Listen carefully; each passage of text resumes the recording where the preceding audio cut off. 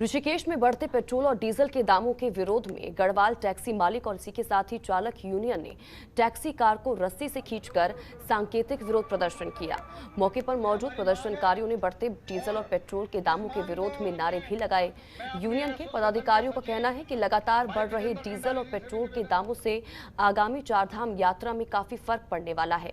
Petroleum पदार्थों के बढ़ते दामों की वजह से टैक्सी मालिक चालकों को भी किराए में वृद्धि करनी पड़ेगी, जिसके कारण टैक्सी मालिक चालकों सहित यात्रा करने वाले यात्रियों की जेब पर भी सीधा फर्क पड़ेगा। गत 12 दिन में 10 बार जो पेट्रोलियम पदार्थों के मूल्य में भारी वृद्धि हुई है, उसके विरोध में केंद्र सरकार और राज्य सरकार को जगाने के लिए यहाँ पर गढ़वाल मंडल टैक्सी चालक व मालिक एसोसिएशन के तत्वावधान में आज प्रदर्शन किया जा रहा है। प्रदर्शन के तहत आज हम अपनी टैक्सी वाहन को रस्से से खींचकर सांकेतिक विरोध दर्ज कराने के मूड में है। और वहीं दिनेशपुर में विश्व हिंदू परिषद के नेतृत्व में हिंदू समाज के लोगों ने हिंदू नववर्ष बड़े धूमधाम से मनाया। विश्व हिंदू परिषद के तमाम लोग आईटीआई दिनेशपुर ग्राउंड में इकट्ठे हुए और जय श्री राम के नारे लगाते हुए एक विशाल रैली निकाली। ये रैली नगर के कई क्षेत्रों का परिक्रमा करते हुए नगर के सुभाष चौक पहुंची और सुभाष चौक से जयनगर क्षेत्र में जाकर खत्म हो गई। इस रैली में भगवान श्री राम के पूरे परिवार के अलावा कई झांकियां निकाली गई। इस दौरान विश्व हिंदू परिषद के लोगों ने पूरे देशवासियों को नववर्ष की शुभकामनाएं दी। हमारे पूर्वजों ने सूर्य और चंद्रमा और पृथ्वी की गणना करके नववर्ष प्रतिपदा का जो आरंभ किया है, जो प्रकृति आध्यात्म और देवी शक्तियों के साथ में मेल करके हम सभी को इस अपनी प्राचीनतम धरोहर हमारी संस्कृति और नववर्ष को उत्साहपूर्वक मनाना चाहिए। समस्त हिंदू समाज से आह्वान करता हूं कि शोभा यात्रा में सम्मिलित होकर हर वर्ष इसको नववर्ष प्रतिपदा को धूमधाम से मनाएं। हिंदू परिषद की तरफ से 9 वर्ष के इस वर्ष में नए वर्ष में आज हम लोग झांकी निकाल रहे हैं और शांति का प्रतीक और भगवा रंग पूरे देश में छा रहा है और इसी को लेके आज हम लोग एक पथ यात्रा और झांकी निकाल रहे हैं। और वहीं ऋषिकेश में लक्ष्मण झूला पुल का तार टूटने से लक्ष्मण पुल पर आवाजाही बंद कर दी गई है। आपको बता दें कि लक्ष्मण झूला के पास ही बजरंग सेतु नए पुल का निर्माण कार्य अभी चल रहा है और इसी बीच लक्ष्मण झूला पुल का एक तार टूट गया है, जिस वजह से लक्ष्मण झूला पुल पर आवाजाही तुरंत रोक दी गई है।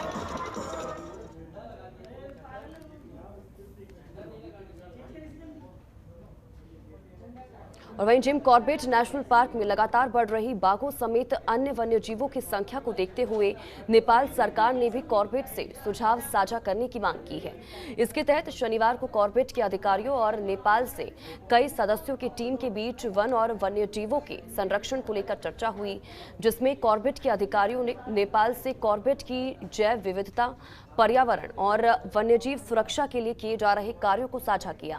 तो वहीं नेपाल से आई 7 सदस्यों की टीम कॉर्बेट के बाद यूपी के टाइगर रिजर्व से भी सुझाव लेगी।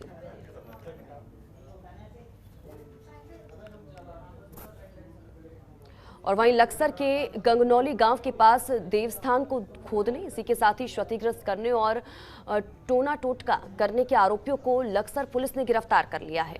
वहीं मामले की जानकारी देते हुए लक्सर कोतवाल यशपाल सिंह बिष्ट ने बताया कि गंगनौली गांव से सूचना मिली थी कि देवस्थान को खोदा गया है और उस स्थान को अपवित्र किया गया है, जिसके बाद पुलिस ने मामले में एफआईआर दर्ज करते हुए कार्रवाई शुरू कर दी, जिसके दौरान पुलिस ने 2 कर लिया।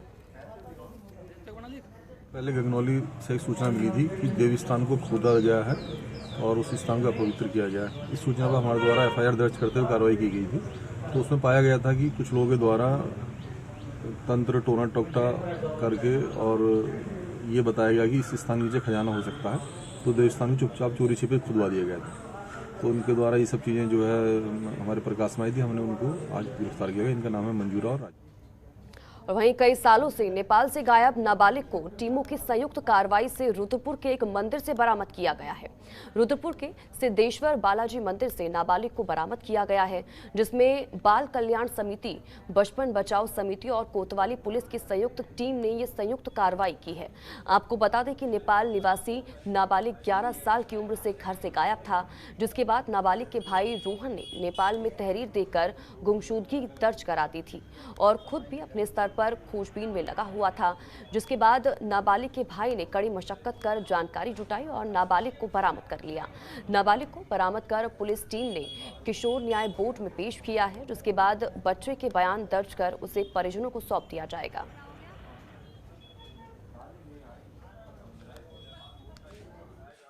ने बताया उन लोगों को कि मुझे बहुत परेशानी हो रही है, मुझे मारते हैं, पीटते हैं, मुझे यहाँ से निकलना है, ये बहुत गंदी जगह है, मुझे घर जाना है। तो उसके बाद कुछ लोगों ने उसकी मदद किया और रात उसको नेपाल भेज दिया। तो तब मुझसे कांटेक्ट किया तो मैंने मेरे भाई को रिसीव कर लिया।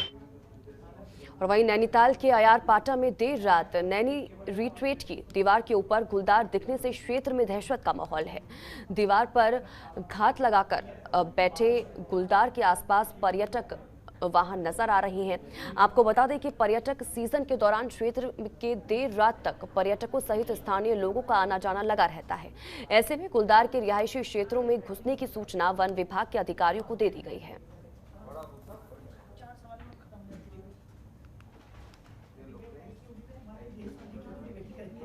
और वहीं विश्व प्रसिद्ध गंगोत्री धाम के कपाट 3 मई को अक्षय तृतीया के पर्व पर खोले जाएंगे।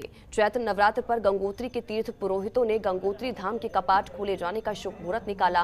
गंगोत्री मंदिर समिति के सचिव सुरेश सेमवाल ने कहा कि गंगोत्री धाम के कपाट अक्षय तृतीया पर्व के अभिजीत मुहूर्त पर ठीक सुबह 11:15 पर देश दुनिया के श्रद्धालुओं के लिए खोले जाएंगे। आपको बता दें कि शनिवार को नवरात्र पर गंगा धर्मशाला उत्तरकाशी में गंगोत्री के तीर्थ पुरोहितों ने बैठक की, जिसमें पंचांग देखकर तीर्थ पुरोहितों ने गंगोत्री धाम के कपाट खोले जाने का शुभ मुहूर्त तय किया। गंगोत्री मंदिर समिति के अध्यक्ष हरीश सेमवाल ने कहा कि 2 मई को गंगा की शीतकालीन प्रवास स्थल मुखवा से गंगा की डोली दोपहर 12:15 पर गंगोत्री के लिए रवाना होगी। मार्कंडे मंदिर, देवी मंदिर होते हुए रात्रि विश्राम के लिए गंगा की डोली यात्रा भैरव घाटी पहुंचेगी, जहां भैरव मंदिर में रात्रि विश्राम करेगी। 3 मई की सुबह 5:30 पर गंगा की डोली गंगोत्री धाम के लिए रवाना होगी। गंगोत्री धाम पहुंचने पर गंगा लहरी पाठ, गंगा सहस्त्रनाम पाठ, गंगा हवन और गंगा आरती का कार्यक्रम होगा। इसके साथ ही शुभ मुहूर्त पर गंगोत्री धाम के कपाट खोले जाएंगे।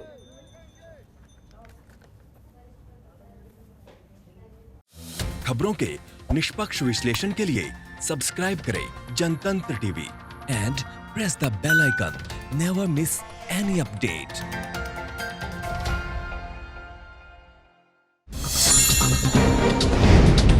डाउनलोड कीजिए जनतंत्र टीवी ऐप को, जो कि अवेलेबल है गूगल प्ले और ऐप स्टोर पर। अधिक जानकारी के लिए अभी डाउनलोड करें।